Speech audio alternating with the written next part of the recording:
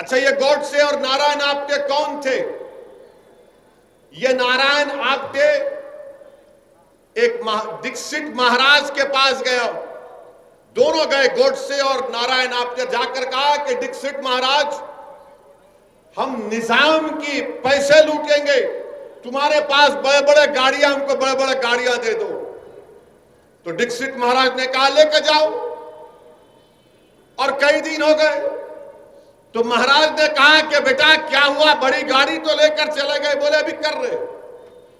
بعد میں دکشت مہاراج کو سمجھ میں نہیں آیا تو گئے، جا کر دیکھا تو کیا ہوا کہ ان کی بڑی امپالہ گاڑی میں نارائن آپٹے اپنی گرل فرینڈ کے ساتھ عشق رچا رہے ہیں۔ بھائی ہٹ جائیے، بھڑکاؤ بھاشن ہو رہا ہے، بیچ میں نہیں آ رہا۔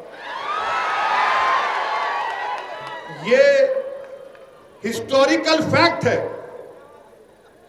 ہسٹوریکل فیکٹ ہے، میں بالکل سچائی سے کہہ رہا ہوں۔ وہ مہاراج بولے یہ کیا ہے، تم تو گاڑی لے کر گئے تھے نظام کے پیسے لوٹنے کے لیے، اور تم یہاں پر اپنی گرل فرینڈ کے ساتھ ہمٹی ڈمٹی منی ہنی مون کیا کر رہے؟ یہ ایک پہلی مثال۔ دوسرا، انہوں نے جا کر پیسے لیے کہ ہم کو سٹین گن چاہیے کیونکہ پارٹیشن میں ظلم ہو رہا ہے، ہم سٹین گن سے حفاظت کریں گے۔ اکثریتی طبقوں کی سٹین گن لے لیے، اس کو کاک کرنا نہیں آیا، استعمال کرنا نہیں آیا۔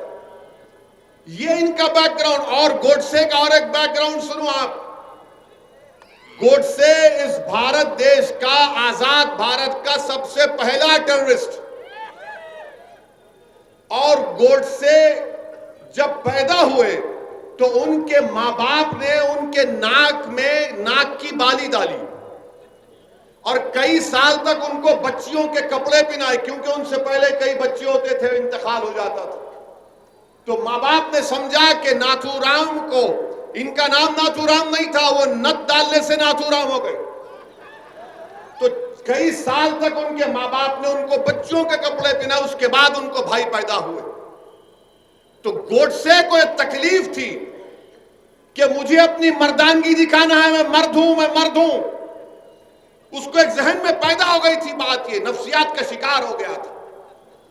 اس لیے گوڈسے نے اپنی مردانگی کو دکھانے کے لیے زہر آلودہ مانے ہیٹ فل آئیڈیالوجی کو اپنایا، اور گاندھی کے سینے میں 3 گولیاں داغ دی۔ بتائیے آپ کہ 28 جنوری تک گوڈسے اور نارائن آپٹے کے پاس پسٹل نہیں تھا، بندوق نہیں تھی۔ اگر میں غلط نہ کہوں تو 9mm بیریٹا پسٹل تھا۔ وہ گوالیر کا ایک شخص ان لوگوں کو پسٹل دیا، اور کورٹ میں جو پسٹل، جو ہتھیار گوڈسے کے ہاتھ میں دیا وہ چھوٹ گیا۔ جس نے گوڈسے کو ویپن دیا گاندھی کو مارنے کا، وہ بچ گیا۔ آپ بتائیے پھر یہ کیا ہو رہا ہے؟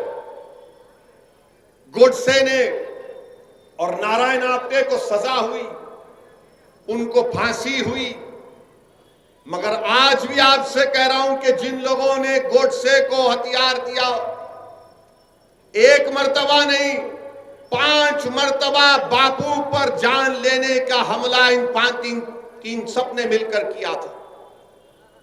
ایک مرتبہ نہیں، 5 مرتبہ، اور 5ویں مرتبہ ان کو کامیابی ملی۔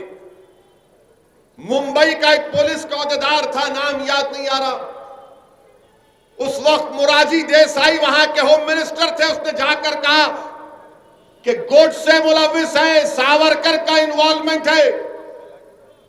تو موراجی بھائی نے کہا کیا کہہ رہے ہو، یہ پوری آگ لگ جائے، خاموش ہو جاؤ۔ کپور کمیشن میں پورا کھل کر آ گیا کہ کون کون سے لوگ تھے۔ میرے عزیز دوستوں اور بزرگوں، اگر آج بھی بھارت میں گاندھی سے محبت کرنے والے ہیں تو یاد رکھو، میں تم سے کہہ رہا ہوں، یا تو یہ دیش امبیڈکر کے بنا ہوئے سمویدھان پر چلے گا، یہ دیش گاندھی کی قربانیوں کو رائگاں جانے نہیں دے گا، یہ دیش ہمارے مجاہدین آزادی جس میں نہرو، مولانا ابوالکلام آزاد، جوہر برادران، سبھاش چندر بوس، ایسے کئی لوگ تھے جنہوں نے اپنا خون پسینہ بہایا، 1 سال 2 سال نہیں، 10 سال 8 سال جیلوں میں اپنی زندگی گزاری۔ ان لوگوں کی قربانی کو اگر آپ رائے گاہ دینا چاہتے ہیں اور اس ملک کو گوڈسے کے راستے پر لے کر جانا چاہتے ہیں تو یقیناً یہ ہم تمام کے لیے شرمندگی کی بات ہوگی۔